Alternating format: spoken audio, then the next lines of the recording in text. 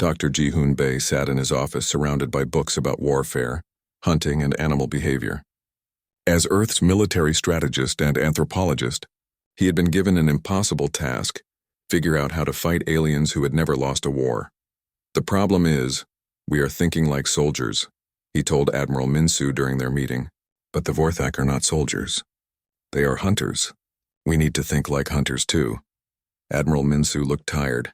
3 weeks had passed since the Vorthak began their hunting games on Earth. More people disappeared every day.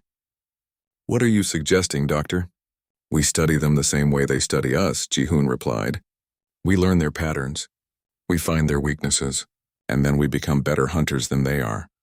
Lieutenant Colonel Seo-jin Lee was chosen to lead the first human hunting team. She was Earth's best Special Forces officer, trained in survival and stealth. But hunting aliens would be different from anything she had done before. "We need volunteers," she announced to her unit. "This mission will be dangerous. We will be hunting creatures that have never been prey before." Every soldier in the room raised their hand.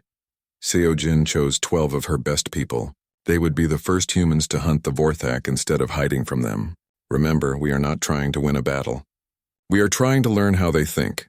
The team's first target was a small Vorthak outpost in the Canadian wilderness. The aliens had set up a hunting ground there, and were studying how humans survived in cold weather. "They have taken about 50 people from local towns," Seo-jin briefed her team. "The Vorthak have 6 hunters at this location. We watch them first, then we strike." For 3 days, the team watched the Vorthak outpost. They saw how the aliens moved, how they communicated, how they organized their hunts. The humans stayed hidden while they learned. "They have routines," reported Sergeant Jinwook Kim. "The same hunter checks the perimeter every 2 hours. Another one feeds the human prisoners at the same time each day." Private Hyo-jin Park had been watching the alien technology. "Their equipment is definitely alive. I can see it breathing.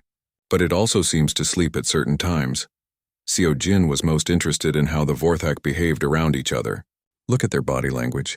The one with the red markings gives orders. The others show respect by lowering their heads. They have a hierarchy," realized Corporal Subin Choi. "Just like a wolf pack." On the 4th night, Seo-jin made her move. "We take one of them alive. I want to know how they react when they become the prey." The team moved silently through the forest. The Vorthak had enhanced senses, but humans had something the aliens did not expect: patience. The team waited for hours until one Vorthak hunter separated from the others. "Now," Seo-jin whispered. The team surrounded the alien hunter. They used nets made from Earth's strongest materials and weapons designed to disrupt the alien's living armor. The Vorthak was captured before it could call for help. "Impossible," the alien said through its translator. "Prey does not hunt the hunter." "Today it does," Seo-jin replied. They brought the captured Vorthak to a secure location. Dr. Haewon Yu, Earth's xenopsychologist, was waiting to study the alien's mind. "This is the first time a Vorthak has been captured by its prey," Dr. Yu explained to her team. "We need to understand how this affects them psychologically." The captured Vorthak, who called himself Zeth, was clearly distressed. His living armor kept changing colors, and he would not look directly at his human captors. "You have broken the sacred order," Zeth said. "Prey does not capture hunter. This is not possible." Dr. Yu took notes. "Tell me about this sacred order." "The hunt is everything," Zeth replied. "The strong hunt the weak. The smart hunt the stupid. The fast hunt the slow. This is the way of the universe." "What happens when the prey becomes smarter than the hunter?" Dr. Yu asked. Zeth became very upset. "This does not happen. Cannot happen. You are prey. I am hunter. This is truth." Dr. Yu realized that the Vorthak's entire identity was based on being superior to their prey. When that belief was challenged, they became confused and frightened. Meanwhile, engineer Woo-sung Park was studying captured Vorthak equipment. He had pieces of their weapons, armor, and communication devices. All of it was alive in some way. "These are not machines," he reported to the research team. "They are symbiotic organisms. The Vorthak and their equipment live together like partners. Can we disrupt that partnership?" asked Dr. Chang-ho Park, the head scientist. "Maybe," Woo-sung replied. "If we can understand how the symbiosis works, we might be able to break it." He spent days studying the living technology. Slowly, he began to understand how it worked. The Vorthak equipment responded to chemical signals from their bodies. Different emotions and intentions created different chemicals. When they feel confident, the equipment works better, Woo-sung discovered. But when they feel fear or doubt, the equipment becomes sluggish. This was important information. If humans could make the Vorthak afraid, their weapons and armor would not work as well. Special Agent Mira Jung was given the most dangerous mission of all. She would infiltrate a Vorthak command ship by pretending to be captured prey. "This is insane," Admiral Minsu told her. "If they discover you are a spy, they will kill you in the worst possible way. If we do not get intelligence from inside their ships, more people will die," Mira replied. "I can do this." Mira allowed herself to be captured during a fake rescue mission. The Vorthak brought her to their ship, thinking she was just another human prisoner. But Mira was actually one of Earth's best intelligence agents. On the Vorthak ship, Mira saw things that shocked her. The aliens kept thousands of prisoners from dozens of different worlds. Most of the prisoners were dead, preserved as trophies, but some were still alive, being used for experiments. They do not just hunt for sport, Mira realized. They harvest everything. Organs, DNA, behavioral patterns. They are trying to create the perfect hunter by combining traits from all their prey. She also discovered that the Vorthak had a complex social structure. The hunt masters were at the top, but below them were different classes of hunters. Some were scouts, some were warriors, some were scientists. Most importantly, she learned about their rules. The Vorthak had strict codes about how hunts should be conducted. Breaking these rules was considered a terrible shame. They must announce themselves before a hunt begins. Mira recorded in her hidden recorder. They must give their prey a chance to run. They must use only honorable hunting methods. If a Vorthak breaks these rules, they are exiled from their clan. This information was exactly what Earth needed. The Vorthak had weaknesses, and they were psychological weaknesses. Mira also sabotaged several systems on the ship. She introduced computer viruses into their navigation systems and damaged their communication arrays. When the ship's alarms began going off, she escaped in the confusion. Back on Earth, all the information was put together. Dr. Ji-hoon created a new strategy based on everything they had learned. The Vorthak are powerful, but they are also predictable, he explained to Earth's leaders. They follow patterns that we can exploit. Lieutenant Colonel Seo Jin had been training more hunting teams using the new information. Their equipment fails when they lose confidence. Their social structure breaks down when their leaders are challenged, and they have rules that limit how they can fight. Engineer Woo-sung had made a breakthrough with the alien technology. I can reprogram their equipment to work for us instead of them. But we need to get close to their command signals. Dr. Hae-won had been studying the psychology of the captured Vorthak. They are terrified of becoming prey themselves. This fear makes them make mistakes. Admiral Minsu looked at all the reports. For the first time since the aliens arrived, he felt hope. So we can beat them? We can do more than that, Dr. Ji-hoon said with a smile. We can turn their own hunting methods against them. We can make them afraid. The plan was ambitious.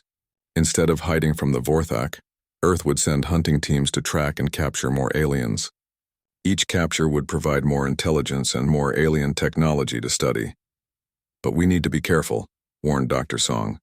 If we push them too hard, they might abandon their hunting rules and just destroy Earth completely. Then we make sure they do not get that chance, Admiral Minsu decided. Across Earth, resistance cells were being organized. Regular people were learning how to hide from Vorthak patrols and how to sabotage alien equipment. The information from Mira's mission was shared with every resistance group. The aliens think they are hunting helpless prey, Seo Jin told a group of new recruits. But prey that learns to hunt back is no longer prey. It becomes a predator. The captured Vorthak Zeth was becoming more cooperative as Dr. Yu continued to study him. The alien's worldview was completely shattered by being captured by humans. Maybe the old ways are wrong, Zeth admitted during one session. Maybe the universe is not just hunter and prey. What else could it be? Dr. Yu asked. I do not know, Zeth replied. This is the first time I have thought about it. Earth's counterattack was about to begin. The Vorthak had taught humanity how to hunt by example. Now humans would show them what it felt like to be hunted. They wanted a hunt, Admiral Minsu said as he looked at the battle plans. Let's give them one they will never forget. Commander Hyunwoo Park stood at the bridge of the UN research ship Taeguk. He looked out at the stars through the large window. The ship was humanity's first vessel that could travel faster than light. After years of dreaming about meeting aliens, Earth finally had the technology to explore deep space. Commander, we are getting close to the target system, said Jin-Ho Lee from his position at the tactical station. He was a young officer with sharp eyes who never missed any detail on his screens. Hyun-woo nodded. Dr. Kim, are you ready to scan for life signs? Dr. So-Young Kim looked up from her science station. She was Earth's best xenobiologist, the person who studied alien life. Her job was to find and understand any creatures they might discover. All sensors are ready, Commander. If there is life in the system, we will find it. Yoonji Choi sat at the communications desk. She was their language expert, ready to talk to any aliens they might meet. She had spent years learning how to decode unknown languages and signals. The Taguk entered the new solar system. It had 3 planets that could support life. The crew was excited. This was their 5th system to explore, and they hoped this one would be different. Commander, I am picking up something strange, So-Young said, her voice filled with worry. The 3rd planet shows signs that it once had life, but now, everything is dead. Hyun-woo moved to her station. What do you mean, dead? The atmosphere shows it once supported breathing creatures like us. There are ruins of cities, but no life signs at all. Not even small animals or plants. Jin-Ho checked his weapon systems. Even though this was a science mission, Earth had given them weapons just in case. Should we be worried, Commander? Let's get closer and see what happened, Hyun-woo decided. But stay ready for anything. The ship moved toward the dead planet. As they got closer, the sensors showed more details. So-Young's face became pale as she read the data. Commander, this is not natural. Something killed everything on this planet. The ruins show that the people who lived here were very smart. They had technology almost as good as ours, but something destroyed all of it. They landed on the planet's surface. The away team put on their spacesuits and stepped outside. The world was silent. No birds, no wind through trees, no sounds of life at all, just empty buildings and scattered bones. So-Young picked up a strange device from the ground. It looked like it was made to be held by hands that were bigger than human hands. These people were not like us, but they were smart. Look at this tool. It's very well made. Jin-Ho found something that made his blood run cold. Commander, you need to see this. They followed him to a large building. Inside, they found walls covered with pictures. The pictures showed creatures being hunted, not hunted for food, but hunted for sport. The pictures showed different types of aliens being chased and killed by other aliens who looked like giant insects with armor. This is horrible, Yoonji whispered. These pictures show that something was hunting the people who lived here. So-Young studied the pictures more carefully. Look at this. The hunters kept records. They marked each type of creature they killed. It's like they were collecting them. They found more buildings with more pictures. Each building told the same story. The planet's people had tried to fight back, but the hunters were too strong.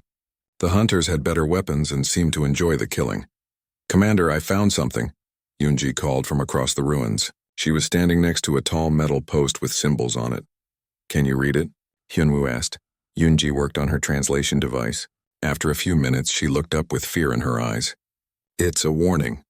It says they come from the dark between stars. They hunt all life.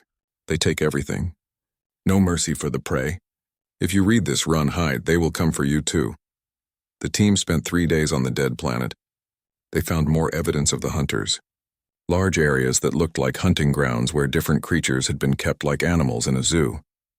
Buildings full of bones and trophies from hundreds of different types of aliens. This planet is not the only one, So-Young realized. Look at these star maps. The hunters marked other worlds they visited. They have been doing this for a long time. Jin-Ho studied the weapons left behind by the planet's people. They tried to fight back, but their weapons were not strong enough. Whatever killed them was much more powerful. They visited 2 more dead planets in the same system. Each one told the same story. Smart people living normal lives until the hunters came. Then death and silence. How many worlds have they destroyed? Yoonji wondered aloud. So-Young was working with all the data they had collected. From what I can tell, they have been doing this for thousands of years. Maybe tens of thousands. They travel from world to world, hunting and killing every form of smart life they find. Hyun-woo felt sick thinking about it. And now they might know about Earth. Commander, Jin-Ho said from the bridge, I am picking up energy readings from the edge of the system. Something big is coming. They all rushed to the bridge. The sensors showed massive shapes moving toward them from deep space. The objects were huge, much bigger than any ship Earth had ever built. Are those ships? Hyunwoo asked. Yes, and they are not like anything in our databases, Jinho replied. The energy readings are off the charts. These ships are alive somehow. Yunji was getting signals from the approaching ships. Commander, they are scanning us. I think they know we are here. How long until they reach us? Hyunwoo demanded. At their current speed, about 6 hours, Jinho calculated. So Young looked at all the evidence they had found. Commander, I think these are the hunters. The same ones who destroyed all these worlds, and I think they are heading to Earth. Hyunwoo made a quick decision. We need to get home and warn everyone. Jinho, prepare for immediate jump to lightspeed.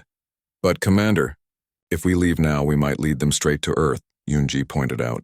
If we stay, we will die here, and Earth will never know what is coming.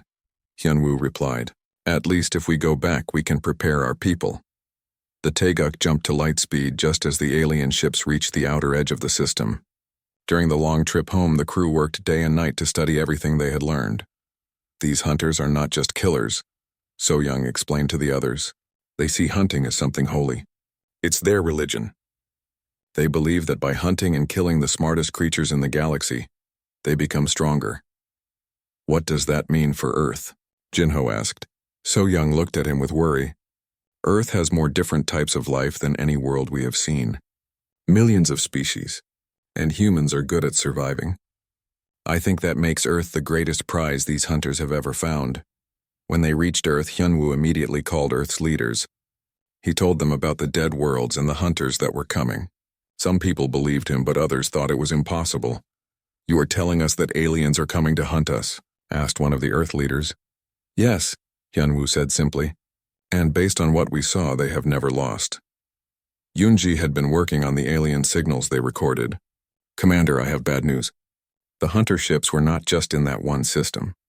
My analysis shows they have ships all across this part of the galaxy, and they are all moving toward Earth. The room fell silent. Earth's first contact with aliens would not be a peaceful meeting. It would be a fight for survival against creatures that had spent thousands of years perfecting the art of killing. How long do we have? Someone asked. Jinho checked his calculations one more time. Based on their speed and distance, the first hunter ships will reach Earth in 6 months. So Young looked at the data from the dead worlds one more time. In all my research, I found no record of any world that successfully fought off these hunters. Every species they targeted is now extinct. Hyunwoo stood up and looked at everyone in the room. Then Earth will have to be the first. 6 months passed faster than anyone on Earth wanted. Admiral Minsu Kang stood on the bridge of Earth's largest warship, the Sol Dawn. Around him, 50 other Earth ships waited at the edge of the solar system. It was the biggest fleet humanity had ever built. Admiral, long-range sensors are picking up the alien ships, reported Captain Boram Kim from the sensor station. They are exactly where Commander Park said they would be. Minsu looked at the screens. The alien ships were massive, bigger than Earth's largest space stations. But what made them truly frightening was that they looked alive. The ships had curved surfaces like giant sea creatures, and parts of them moved like breathing. How many ships? Minsu asked. We count at least 200, sir. Maybe more. They are hard to track because they keep changing shape. Dr. Ye-Jin Song stood next to the Admiral. She was Earth's best diplomat, chosen to make first contact with the aliens. She had spent months learning everything the Taeguk crew had discovered about the hunters. Admiral, should I try to talk to them? She asked. Yes. Maybe we can avoid a fight, Minsu replied, though he did not believe it would work. Dr. Song activated the communication system. Alien ships, this is Dr. Ye-Jin Song representing Earth and humanity. We wish to talk with you peacefully. For several minutes there was no answer. Then a voice came through the speakers. It sounded like metal scraping against stone, but the translation computer made it understandable. Small meat creatures. We are the Vorthak. We are the great hunters. We have come for the hunt. Dr. Song tried to stay calm. We are humans from the planet Earth. We know you have destroyed other worlds. We ask you to leave our world in peace. The alien voice laughed, a sound like breaking glass. Peace is for prey animals. You are prey. We are hunters. There is no peace between hunter and prey. Another voice joined the first one. This voice was deeper and more frightening. I am Krax the Bone Collector, huntmaster of this fleet. Your world calls to us. So many different creatures, so many different ways to hunt. Your species shows promise. You will make fine trophies. Dr. Song looked at Admiral Minsu. His face was hard as stone. Huntmaster Krax, we will fight to protect our world and our people. Good, Krax replied. Prey that fights back makes the hunt more interesting. But know this, meat creatures. We have hunted across the galaxy for 10,000 years. No prey has ever escaped us. Your bones will join the others in our trophy halls. The communication ended. The Vorthak ships moved closer to Earth's fleet. All ships prepare for battle, Admiral Minsu ordered.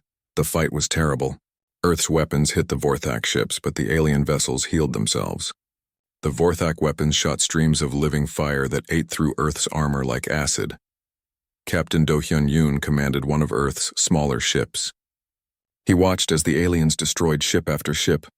These weapons are not like anything we have seen, he told his crew. They are alive. Within 2 hours, half of Earth's fleet was destroyed or badly damaged. The Vorthak ships barely showed any damage at all. Admiral, we cannot win this fight, Captain Kim reported. We need to fall back. Admiral Minsu hated to retreat, but he knew she was right. All remaining ships returned to Earth. We will make our stand there. The Vorthak did not follow them. Instead, they moved to the outer edge of the solar system and stopped. For 3 days, nothing happened. Then Earth's satellites detected small Vorthak ships landing in remote areas around the world. Captain Do-hyun led a team to investigate one of the landing sites in the Amazon forest. What they found made everyone sick with fear. They have built some kind of prison, Do-hyun reported to Earth Command, but it looks more like a zoo. The Vorthak had captured a small village and put the people inside a large dome made of living metal. The dome was invisible from the outside, but the people inside could not escape. The aliens watched the humans like scientists studying lab animals. Na Young Han was a park ranger who lived near the village. She hid in the forest and watched the Vorthak work. The aliens were tall, about 3 meters high. They had 6 arms and looked like giant insects covered in metal armor, but the armor was alive and moved with them. The Vorthak studied how the humans acted when they were scared. They took notes on how long people could go without food or water. They tested how humans reacted to different types of fear.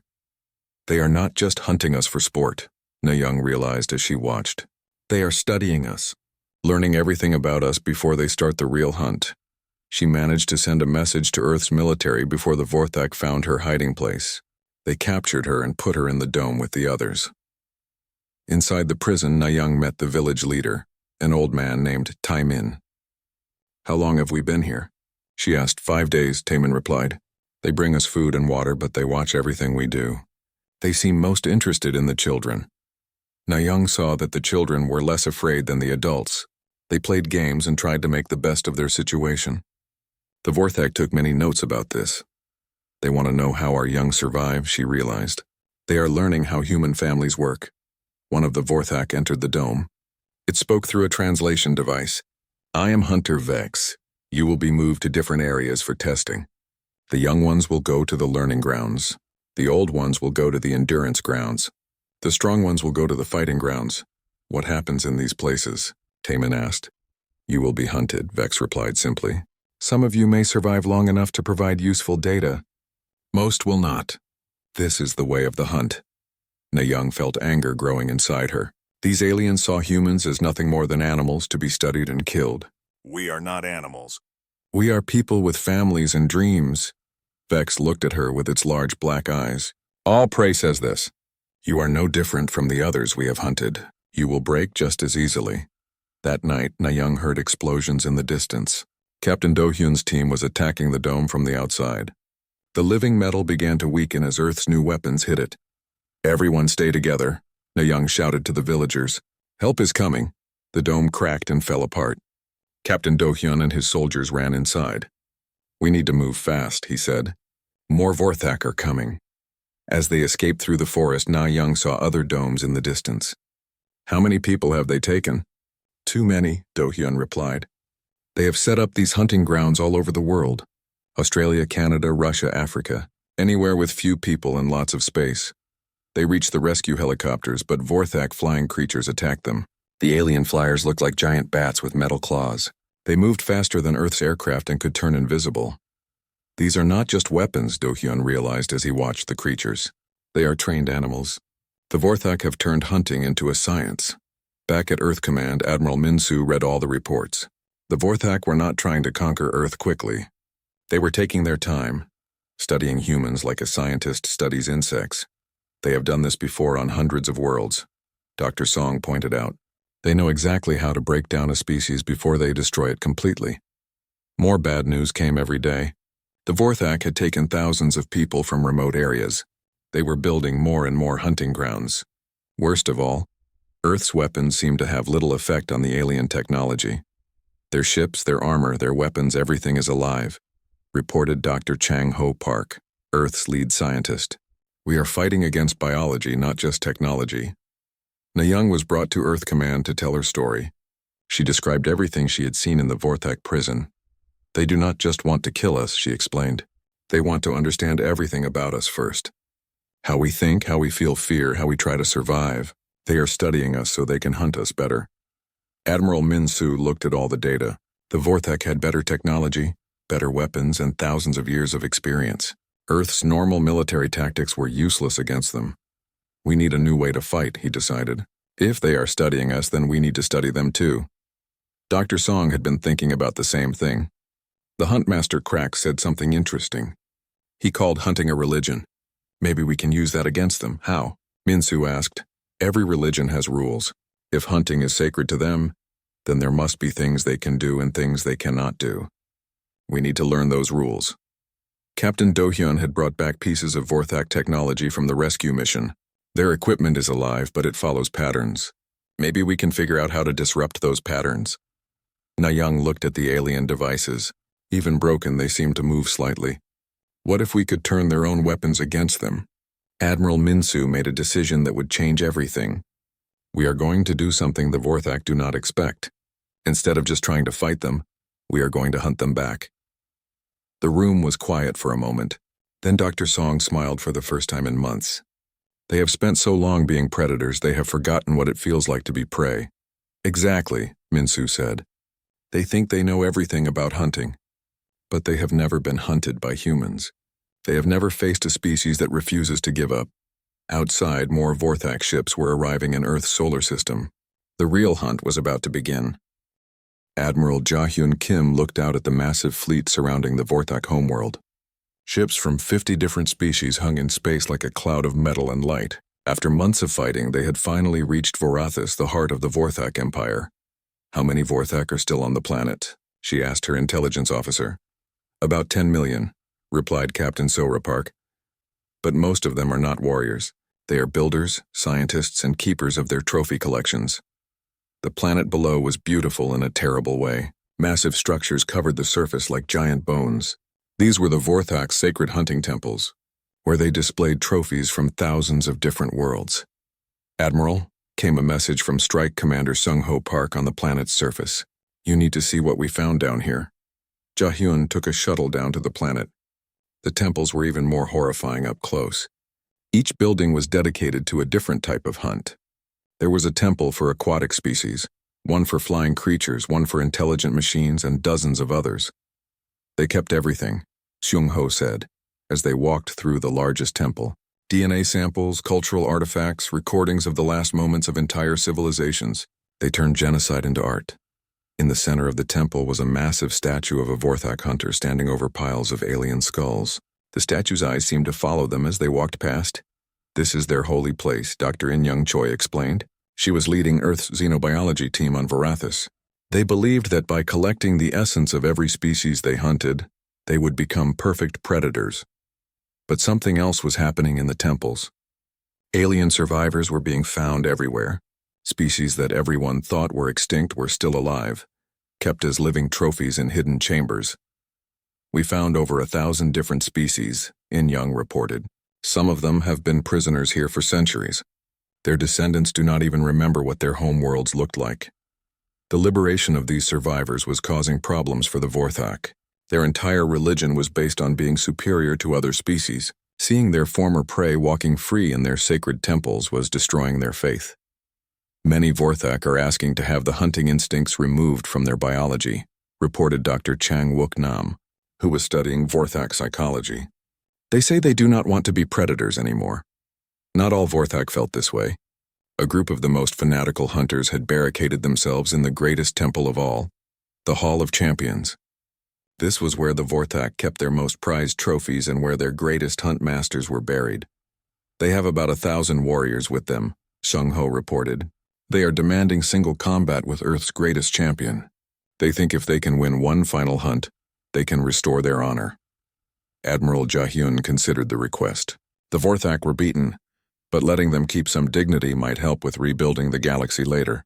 Do we have someone who can fight their champion? I will do it, said Dong Hyuk-yoon. He was a former Olympic athlete who had volunteered for the military when the Vorthak invasion began. During the war, he had been enhanced with captured Vorthak biotechnology, making him stronger and faster than normal humans. Their champion is probably twice your size, Ja-hyun warned him. Size does not matter, Dong Hyuk replied. I have something they do not expect: human stubbornness. The challenge took place in the Hall of Champions.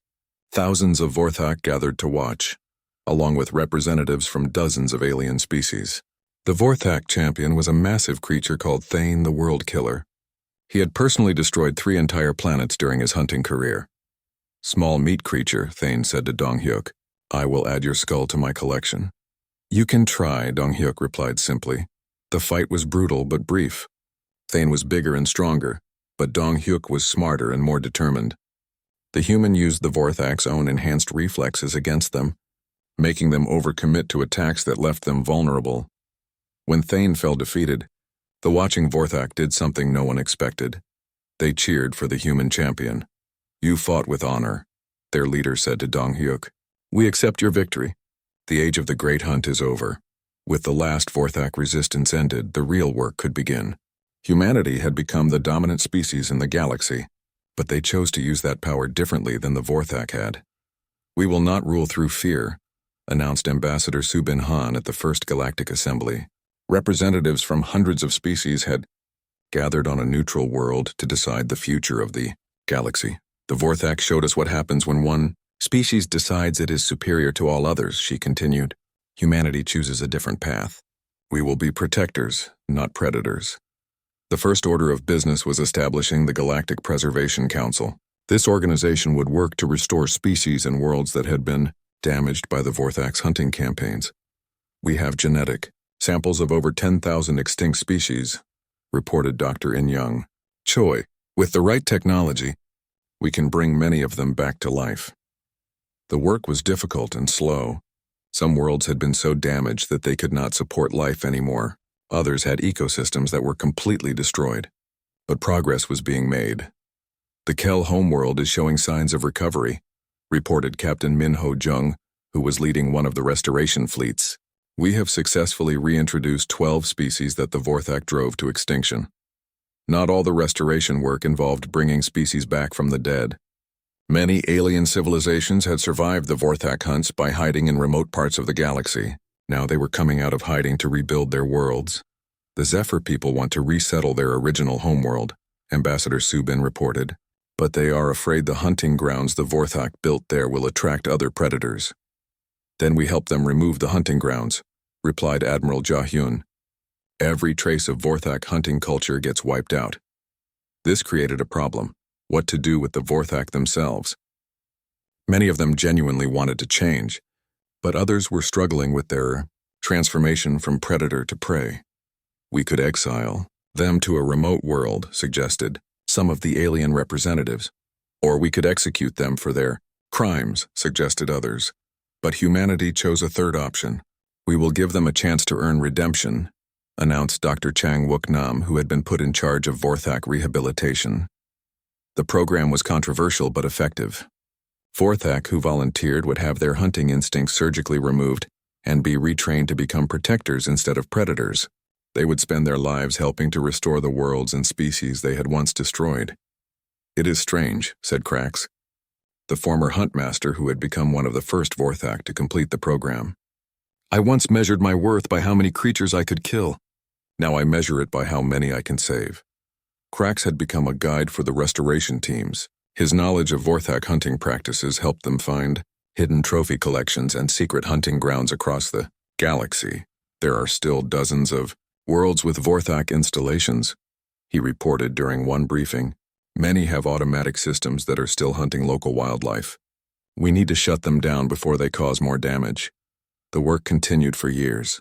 Slowly, the galaxy began to heal from centuries of the Great Hunt. New alliances formed between species that had never trusted each other before. Trade routes opened between worlds that had been isolated by fear. But perhaps the most important change was in how species thought about strength and survival. The Vorthak had taught the galaxy that only the strong survived, and that strength meant the ability to kill. Humanity taught them something different.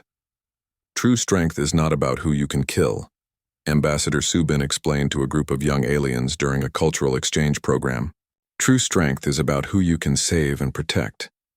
The children, who came from dozens of different worlds, played together in parks that had once been Vorthak hunting grounds. Their games involved cooperation and teamwork instead of predation and dominance. "This is what we are building," Admiral Jahun said as she watched them play. "A galaxy where children can grow up without fear of being hunted." There were still challenges. Some species found it hard to trust humans, who had become so powerful so quickly. Others worried that humanity might eventually become like the Vorthak. Power corrupts, warned Elder Vex of the Thanary Union. "How do we know humans will not become predators when they grow? Tired of being protectors? Because we remember what it felt like to be prey," replied Captain Do-hyun Yoon, now an ambassador himself. "We remember the fear, the helplessness, the anger. We will not make others feel that way." To prove their point, humanity began sharing their military technology with other species. They taught them how to defend themselves and how to hunt predators like the Vorthak, if they ever appeared again. "We are not building an empire," explained General Tae-ho Kim during a military conference. "We are building a defense network. Every species should be able to protect itself." As the years passed, the galaxy stabilized.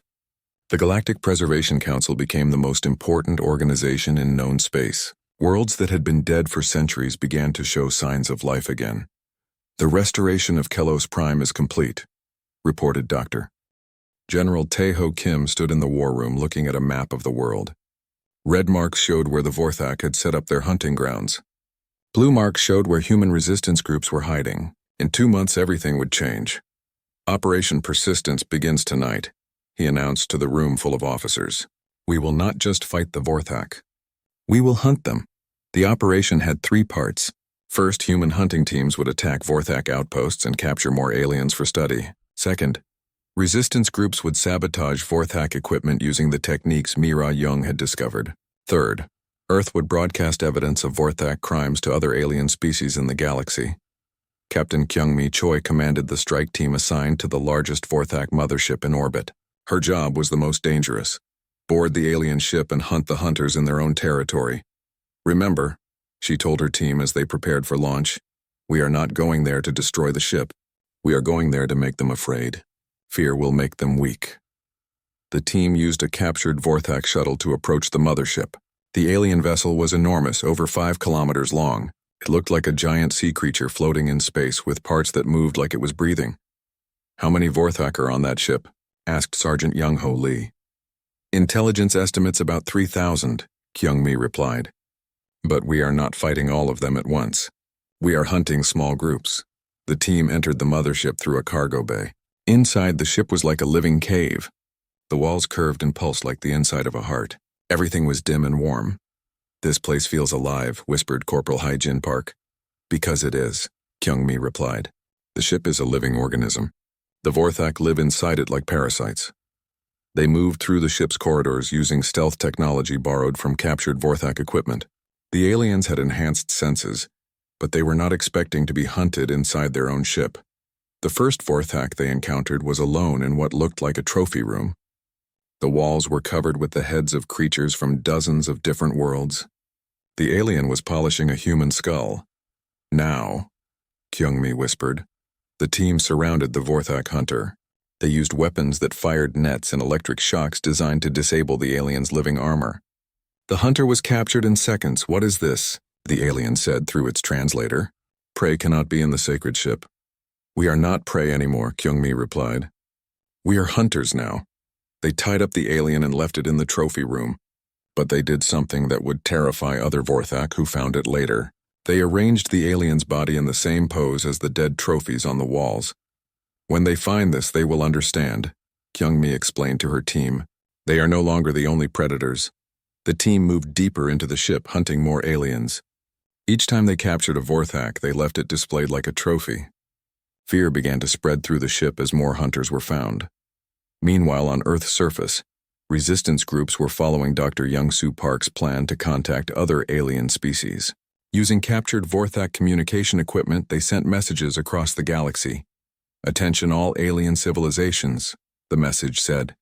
"The Vorthak have been hunting and killing intelligent species for thousands of years. We have evidence of their crimes.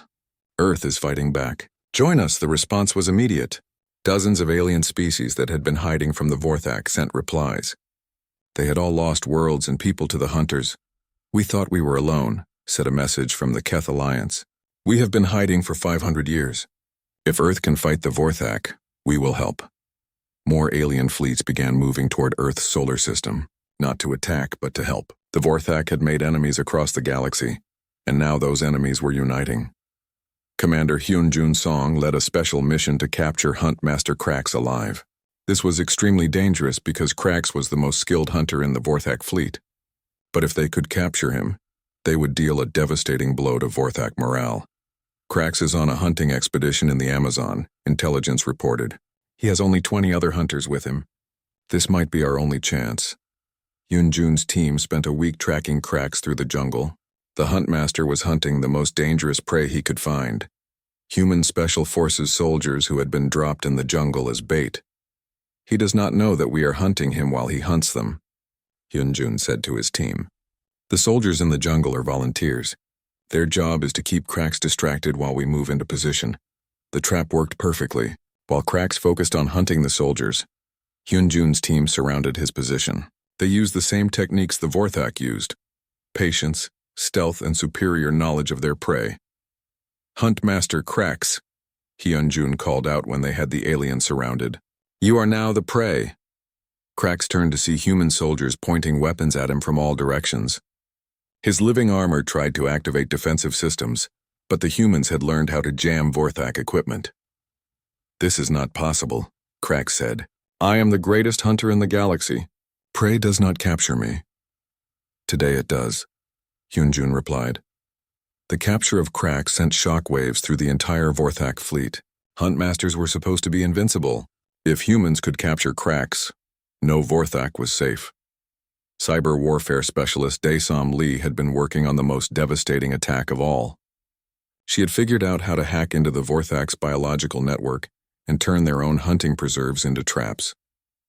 "All Vorthak equipment is connected," she explained to the technical team. "If I can get access to their main network, I can reprogram everything at once." Using codes stolen from captured equipment, Dae-Som infiltrated the Vorthak computer systems. What she found amazed her. "They have detailed records of every species they have ever hunted," she reported. "Thousands of worlds, millions of different creatures, all dead." But she also found something else: the locations of Vorthak hunting, preserves across the galaxy, where some alien species were still being kept alive for experiments. "We can save them," she realized, "and we can turn the Vorthak's own technology against them." Dae-Som began reprogramming the hunting preserves. Instead of keeping prey trapped inside, the preserves would trap the hunters. The living walls would not obey Vorthak commands anymore. Instead, they would follow human commands. "Initiating system reversal," Dae-Som announced as she activated the program. Across dozens of worlds, Vorthak hunters found themselves trapped in their own hunting grounds. Their equipment would not work. Their ships would not respond. Prey animals that had been imprisoned for years were suddenly free, while their captors became the prisoners. The psychological effect on the Vorthak was devastating. Their entire worldview was built around being the dominant predator. When that was reversed, many of them suffered complete mental breakdowns. "They do not know how to be prey," observed Dr. Haewon Yu as she studied the psychological reports. "It is destroying their minds."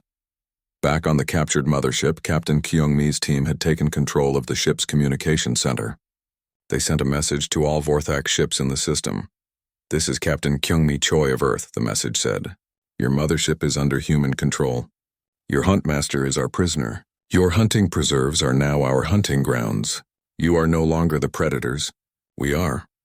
The response from the Vorthak fleet was chaos. Some ships tried to retreat. Others attacked each other, thinking they were under attack by humans. Their command structure collapsed as fear spread through their ranks. "They are panicking," reported Admiral Minsu from Earth Command. "Their formations are breaking apart. They do not know how to respond to being hunted." The turning point came when alien fleets from across the galaxy arrived to help Earth. Ships from dozens of species that the Vorthak had terrorized for centuries emerged from hiding. The hunters found themselves surrounded by their former victims. Vorthak fleet came a message from the alien alliance: "Surrender now or be destroyed. You are outnumbered 100 to 1.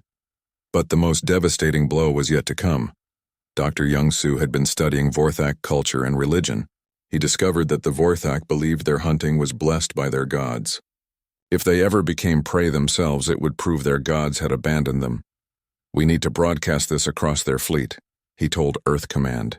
"If they believe their gods have abandoned them, they will lose all will to fight."